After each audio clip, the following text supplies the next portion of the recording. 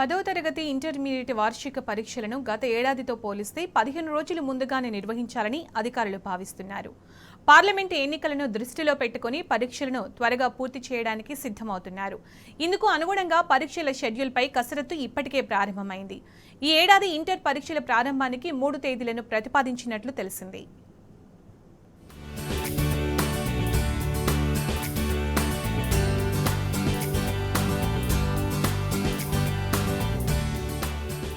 పదవ తరగతి ఇంటర్మీడియట్ వార్షిక పరీక్షలను ఈసారి ముందుగానే నిర్వహించే అవకాశం ఉన్నట్టు తెలుస్తోంది. పార్లమెంట్ ఎన్నికల నేపథ్యంలో గతేడాది కంటే 15 రోజుల ముందుగానే పరీక్షలు ప్రారంభించాలని అధికారులు భావిస్తున్నారు. ఇందుకనుగుణంగా పరీక్షల షెడ్యూల్పై కసరత్తు ఇప్పటికే ప్రారంభమైంది. ఈ ఏడాది ఇంటర్ పరీక్షల ప్రారంభానికి 3 తేదీలను ప్రతిపాదించినట్టు తెలిసింది. ఫిబ్రవరి 28, మార్చి 1, మార్చి 4వ తేదీలను పరిశీలించాలని అధికారులు ప్రభుత్వానికి ప్రతిపాదన పంపినట్టు సమాచారం. ఆ తర్వాత మార్చి 15వ తేదీకి అటు ఇటుగా 10వ తరగతి పరీక్షలను ప్రారంభించే విధంగా షెడ్యూల్ను రూపొందిస్తున్నారు. ఈ షెడ్యూల్ ప్రకారం మార్చి 25వ తేదీలోపు ఇంటర్ 10th వార్షిక పరీక్షలు పూర్తవుతాయి. మార్చి 1, మార్చి 4వ తేదీలను పరిశీలించాలని అధికారులు ప్రభుత్వానికి ప్రతిపాదన పంపినట్టు సమాచారం. ఆ తర్వాత మార్చి 15వ తేదీకి అటు ఇటుగా 10వ తరగతి పరీక్షలను ప్రారంభించే విధంగా షెడ్యూల్ను రూపొందిస్తున్నారు. ఈ షెడ్యూల్ ప్రకారం మార్చి 25వ తేదీలోపు ఇంటర్ 10th వార్షిక పరీక్షలు పూర్తవుతాయి.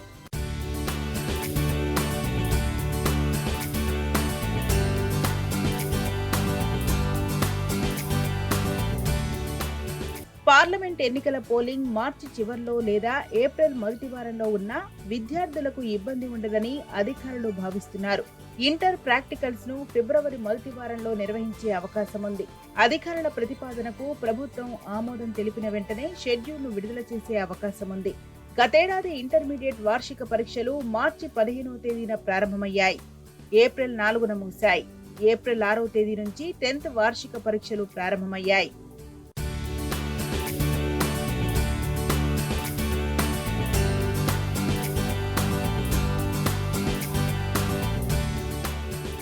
ఈ ఏడాది 10వ తరగతి వార్షిక పరీక్షల్లో 7 పేపర్లను ప్రవేశపెట్టే అంశాన్ని కూడా అధికారులు పరిశీలిస్తున్నారు. గతేడాది 6 పేపర్లతోనే పరీక్షలను నిర్వహించినప్పటికీ సైన్స్ పరీక్షలో భాగంగా భౌతిక శాస్త్రం, జీవశాస్త్రాలకు వేరువేరు ప్రశ్నాపత్రాలను తయారు చేశారు.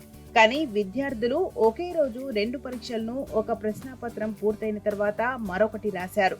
అయితే ఈసారి భౌతిక శాస్త్రం, జీవశాస్త్రం పేపర్లకు వేరువేరు రోజుల్లో పరీక్షలను నిర్వహించాలని భావిస్తున్నారు. ఈ మేరకు ప్రభుత్వానికి ప్రతిపాదనలను పంపినట్టు తెలిసింది. పరీక్షలను వేరువేరు రోజుల్లో నిర్వహించినా 2 పేపర్లలో వచ్చిన మార్కులను ఒకే సబ్జెక్టుగానే గుర్తిస్తారు.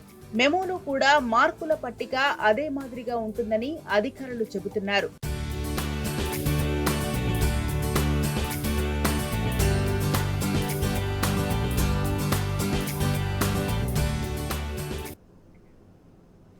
ప్రభుత్వ ఉద్యోగుల రిటైర్మెంట్ వయసును తెలంగాణ తొలి ముఖ్యమంత్రి కేసీఆర్ 61 ఏళ్లకు పెంచడంతో నిలిచిపోయిన పదవీ విరమణలు ఈ ఏడాది నుంచి ప్రారంభం కానున్నాయి. వచ్చే 5 ఏళ్లలో 44,000కు పైగా ఉద్యోగులు పదవీ విరమణ చేయనున్నట్లు తెలుస్తోంది. వచ్చే మార్చిలో 8,194 మంది రిటైర్ కానుండగా 2024 నుంచి ఏటా 8 నుంచి 9,000 మంది పదవి విరమణ కానున్నట్లు ప్రభుత్వ వర్గాలు తెలిపాయి. ప్రభుత్వ ఉద్యోగులతో పాటు సింగరేణి కార్మికులు కూడా రిటైర్ కానున్నారు.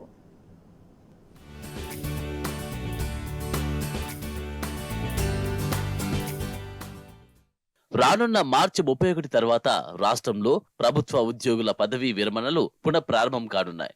కేసీఆర్ ప్రభుత్వం పదవీ విరమణ వయస్సును 61 ఏళ్లకు పెంచిన తర్వాత తొలి బ్యాచ్ రిటైర్మెంట్లు 2024 మార్చి 31 నుంచి ప్రారంభం కానున్నాయి. 2024 మార్చి నుంచి డిసెంబర్ వరకు 8,194 మంది, 2025లో 9,213 మంది, 2026లో 9,231 మంది, 2027లో 8,917 మంది, 2028లో 8,496 మంది చొప్పున ఉద్యోగులు పదవీ విరమణ పొందనున్నట్టు సమాచారం. మొత్తంగా రాబోయే 5 ఏళ్లలో 44,051 మంది ఉద్యోగులు పదవీ విరమణ పొందనున్నారు. రాష్ట్రంలో మొత్తంగా 3.5 లక్షల ఉద్యోగాలున్నాయి. అంటే 10% పైగా ఉద్యోగులు రాబోయే రోజుల్లో పదవీ విరమణ పొందనున్నారు.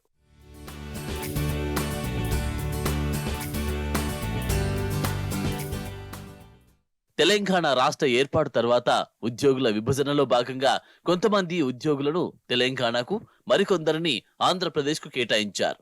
ఈ నేపథ్యంలో తెలంగాణలోని కీలక శాఖల్లో ఉద్యోగుల కొరత ఏర్పడింది. దీనికి తోడు ఏటా వేలాది మంది ఉద్యోగులు పదవీ విరమణ పొందాల్సి ఉండడంతో ప్రభుత్వ విభాగాలన్నిటిలో ఉన్నతోద్యోగుల కొరత తలెత్తకుండా నివారించేందుకు కేసీఆర్ ప్రభుత్వం వ్యూహాత్మకంగా వ్యవహరించింది.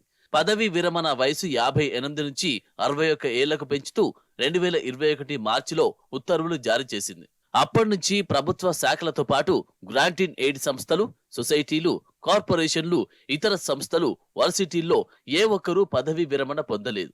ప్రభుత్వ ఉద్యోగులతో పాటు సింగరేణి కార్మికుల పదవీ విరమణ వయసు సైతం 61కి పెంచింది. సింగరేణిలో కూడా మార్చి 31 నుంచి పదవీ విరమణలు ప్రారంభం కానున్నాయి.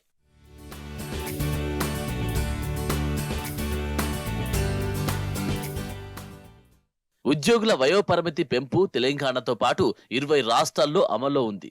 మధ్యప్రదేశ్లో అత్యధికంగా 62 ఏళ్ల వయోపరిమితిని అమలు చేస్తుండగా ఆ తర్వాతి స్థానంలో తెలంగాణలో 61 ఏళ్లుగా ఉన్నది.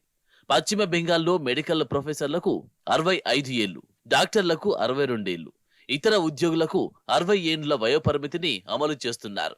ఏపీ, త్రిపుర, కర్ణాటక, అస్సాం, బీహార్, మేఘాలయ, ఛత్తీస్గఢ్, నాగాలాండ్, గుజరాత్, ఉత్తరాఖండ్, యూపీ, అరుణాచల్ ప్రదేశ్, మిజోరం, పంజాబ్, ఒడిశా, రాజస్థాన్లో 60 ఏళ్లు ఉండగా తమిళనాడులో 59 ఏండ్ల వయోపరిమితిని వర్తింపజేస్తున్నారు. హర్యానా, హిమాచల్ ప్రదేశ్, కాశ్మీర్, మహారాష్ట్ర, గోవాలో 58 ఏండ్లు, కేరళ, జార్ఖండ్లో 56 ఏళ్లుగా విరమణ వయస్సు అమలవుతున్నది.